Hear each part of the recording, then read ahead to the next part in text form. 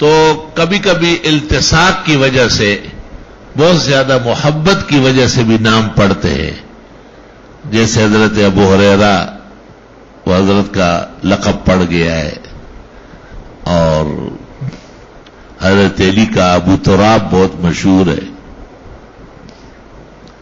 ایسے بہت سارے نام ہیں۔ ابو ذر دیکھو ذرا، ابو ذر یہ بھی جندب نام ہے ان کا، لیکن پتہ ہے ابو ذر یا ابا ذر مرتن او ذر۔ حضرت عمر کا کیا لقب ہے؟ ابو حفص، اقسم باللہ ابو حفص عمر۔ ابو بکر یہ بھی تو لقب ہے نا، لأنه بکر سابق الى الاسلام من الرجال۔ عثمان کا کیا لقب ہے؟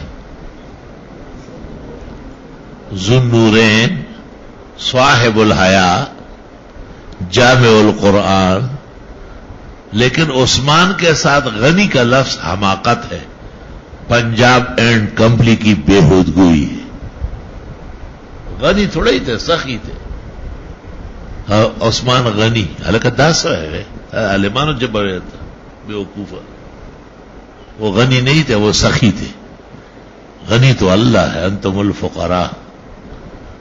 عثمان کے ساتھ ذو النورین کہے، جامع القرآن کہے، لیکن غنی کبھی نہ کہے۔ یہ بےہودگوئی ہے، بالکل فضول لفظ ہے، اور یہ کوئی قرآن و سنت کا لفظ ہے؟ کئی مناقب اور فضائل عثمان میں دکھا دیں گے؟ کہیں نہیں۔ کسی بڑے ملوانا نے بھی لکھا ہوگا تو غلط لکھا ہے۔ غنی نہ کہا کرے آپ، اس سے بچے۔